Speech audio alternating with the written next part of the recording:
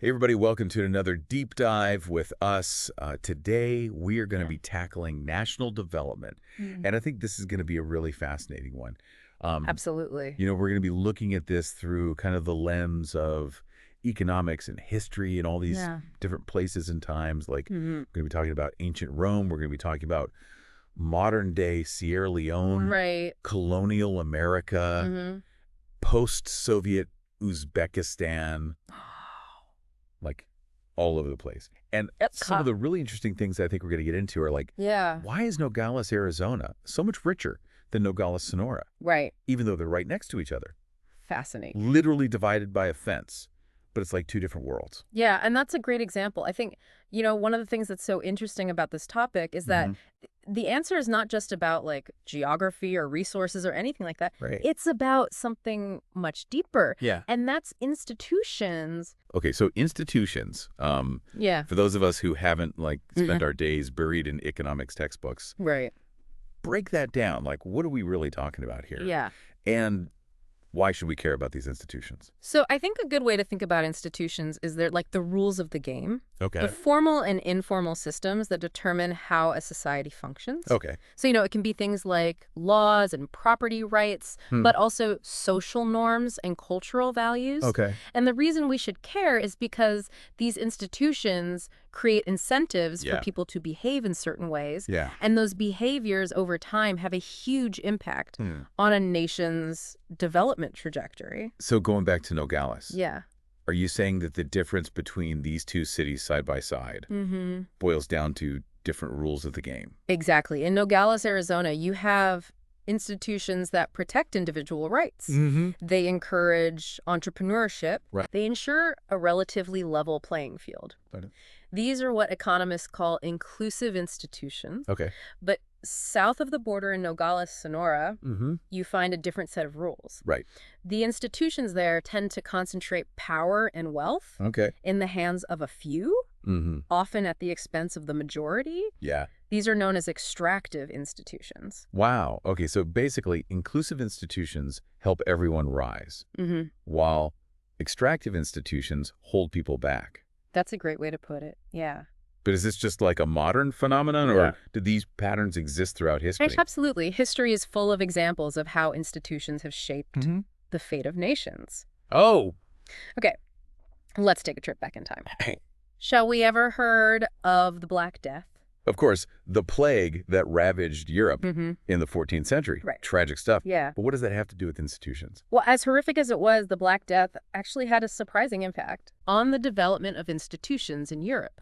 Okay. Think about it. When almost half the population dies off, Yeah. suddenly labor becomes incredibly scarce. Right. This gave peasants more bargaining power. Okay. They could demand higher wages Mhm. and better treatment from the feudal lords. Interesting. So this horrible tragedy actually shifted the power balance Mm-hmm. in a way that benefited the common people. Precisely. And in some parts of Europe, Right. this led to a weakening of feudalism Mhm. and the emergence of more inclusive institutions. It was Right. a critical juncture, Well, a moment where a seemingly random event right. can have a huge impact on the long-term trajectory of a society. I love that critical junctures. Yeah. It's like history's version of a plot twist. Right. Okay, so we've got the Black Death shaking things up in Europe. Mm-hmm. What other historical examples can we look at to understand Yeah. how these institutional patterns played out? Well, let's hop across the Atlantic and look at the Spanish conquest of the Americas. Now, that's a prime example Mm-hmm. of how extractive institutions can be imposed and have lasting consequences.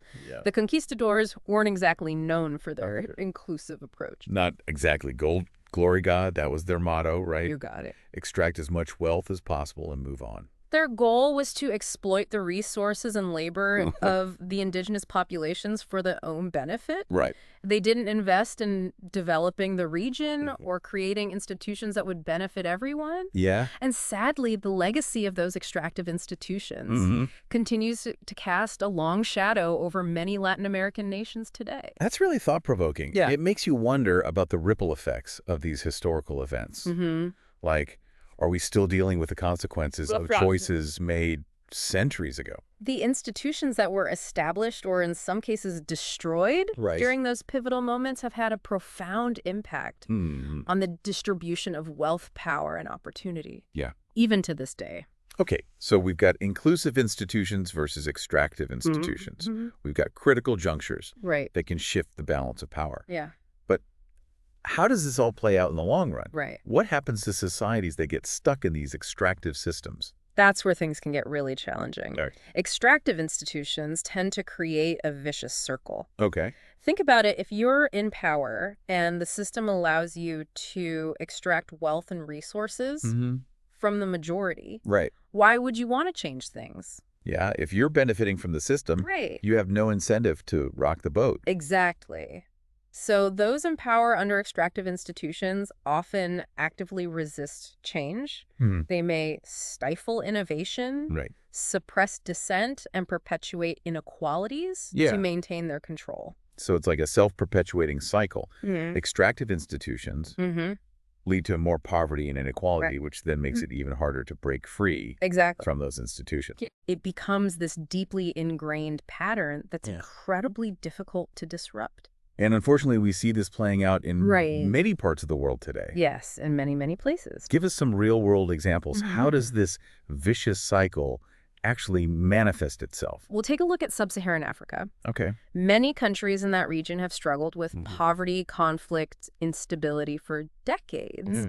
And one of the key factors contributing to these challenges is the persistence of extractive institutions. What kind of extractive institutions are we talking about?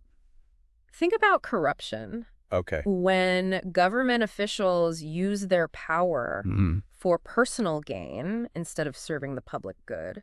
Right. Or think about weak property rights when individuals and businesses can't be sure that their assets are protected. Right.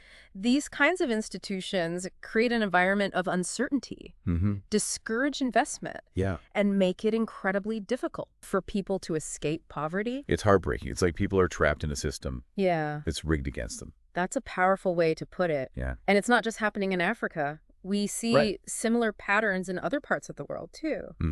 Think about the challenges faced by many post-Soviet nations. Yeah, I remember reading about the cotton industry in Uzbekistan. Right. That whole system of forced labor and exploitation.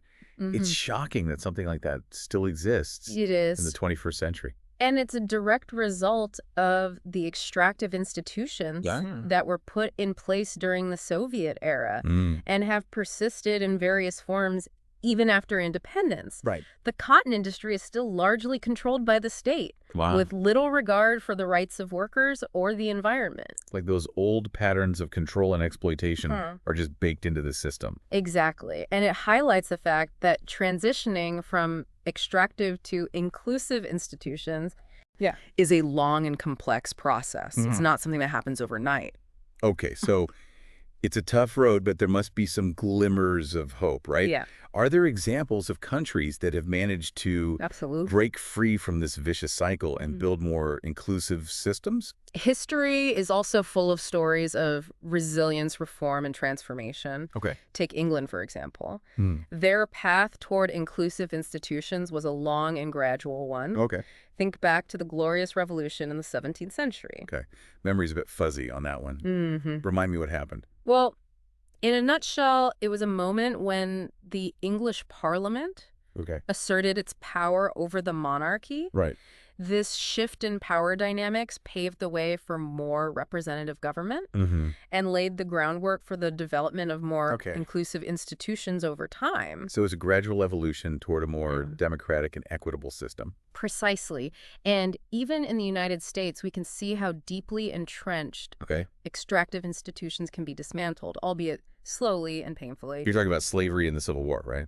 Exactly. Okay. The U.S. South's economy was built on a system of extractive institutions rooted in slavery. Right. But after the Civil War, even though the process was far from perfect and inequalities persisted, there was a gradual shift toward more inclusive institutions with the abolition of slavery and the expansion of civil rights. So even when a system seems hopelessly entrenched, change is possible. It is. But it takes time, struggle, and a willingness to confront those deeply ingrained patterns of power and inequality. You've hit the nail on the head. Yeah. And sometimes it takes a combination of factors, visionary leadership, pressure from social movements, economic crises, or even external shocks to create the conditions for meaningful change. Give us an example of a country that's managed to defy the odds and build inclusive institutions, even in the face of challenging circumstances. Let's look at Botswana. Okay. It's a landlocked country in southern Africa that was a British colony until 1966. You might think that a history of colonialism would set them up for a path of extractive institutions and underdevelopment. Yeah. But Botswana has actually bucked the trend. Really? What's their secret sauce?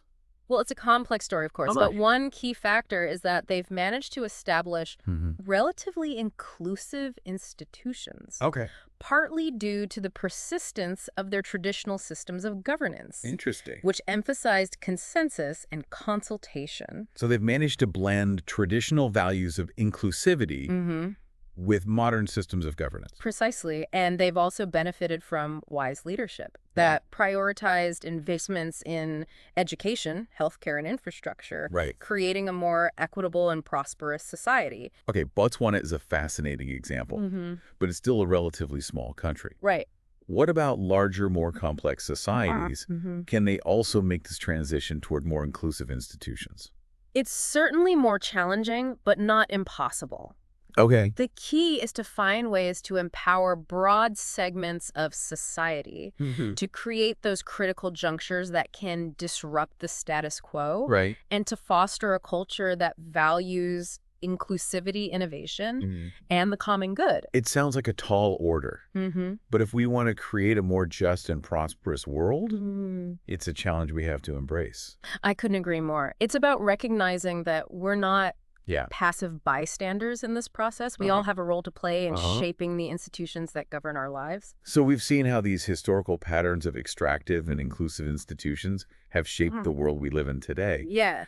But one question that's been bugging me is, what about China? They've experienced incredible economic growth over the past few decades, but their political system is still very much authoritarian. So does that mean the whole inclusive institutions idea is flawed? China's a really interesting case. Okay. And it's one that often sparks debate among economists and political scientists. Yeah. It's true that their economic success has been remarkable. Right. But it's important to note that it doesn't negate the importance of inclusive institutions. In fact, China's growth actually stems from significant moves toward more inclusive economic institutions. Okay. Even though their political institutions remain extractive. Hold on. How can they have inclusive economic institutions, but extractive political institutions? That seems like a contradiction. It might seem that way, but it's a nuance that's often overlooked. Think back to Deng Xiaoping's reforms in the late 1970s and early 1980s. They introduced market incentives in agriculture and industry, gradually opened up to foreign investment, and allowed for more individual entrepreneurship. Okay. These changes, while not amounting to full political liberalization, created a more dynamic and inclusive economic environment that unleashed tremendous growth potential. So it wasn't the authoritarianism itself that drove their success, but rather these underlying changes in their economic institutions. Exactly. It was a critical juncture. Okay. The death of Mao Zedong, combined with the vision and political maneuvering of Deng Xiaoping, that created the opportunity for these reforms to take hold. So are you suggesting that China's model is a one-off? That it was a unique set of circumstances that led to their success? I think it would be a mistake to assume that any nation can simply replicate China's path. Their experience is a complex interplay of historical factors, political dynamics, and cultural influences. And it's important to note that China still faces significant challenges. The lack of political inclusivity could, in the long run, hamper their continued economic growth and create social instability. That makes sense. So what's the key takeaway from China's experience? I think it reinforces the idea that economic inclusiveness, even within a less than fully democratic system, can unleash significant growth. But it's not a guarantee of sustained success or a model that can be easily replicated. The long-term stability and prosperity of any nation ultimately depend on establishing institutions that are both politically and economically inclusive. Okay, so we've explored the power of institutions, the dangers of extractive systems, and the complexities of change. We've journeyed from ancient Rome to modern-day Sierra Leone, from the Black Death to the rise of China. It's been a whirlwind tour of history. What's the one big takeaway you want our listener to walk away with today? Institutions matter, plain and simple. They shape incentives, opportunities, and ultimately the economic and social well-being of nations. And while historical legacies can be powerful, they don't determine our destiny. We have the power to influence the evolution of institutions through our choices, our actions, and our voices. So it's not just about understanding these concepts. It's about putting that knowledge into action. Exactly. And working towards a world where everyone has the opportunity to thrive. I love that. But how can we as individuals make a difference in such a complex system? It feels like we're up against these massive forces that are beyond our control. It's true that changing deeply ingrained institutions is a monumental task, but it starts with awareness. By understanding how these systems work. We can make more informed choices in our own lives. Like what kinds of choices? Think about it. Do you support businesses that uphold ethical labor practices? Do your investments align with your values? Do you vote for leaders who champion policies that promote inclusiveness and opportunity? These may seem like small actions, but they can have a ripple effect. So individual actions matter, but what about collective action? Absolutely. We can support organizations working to promote good governance and transparency. Advocate for policies that empower marginalized communities, and engage in constructive dialogue to raise awareness and build momentum for change. It sounds like we need a multi-pronged approach, pushing for change from both the bottom up and the top down. Exactly. It's about creating a virtuous cycle where inclusive institutions are both demanded by the people and implemented by those in power. That's inspiring, but I have to admit it's still a bit daunting. To think about tackling these massive global challenges. I hear you. But remember, every journey starts with a single step. And even small acts of courage, compassion, and engagement can contribute to a more just and prosperous world. This has been a fascinating deep dive. Thanks for joining us. My pleasure. On this journey, exploring national development, it's clear that institutions matter. They shape the world we live in, and we have the power to shape them in turn. Absolutely. Well said. Until next time. Take care.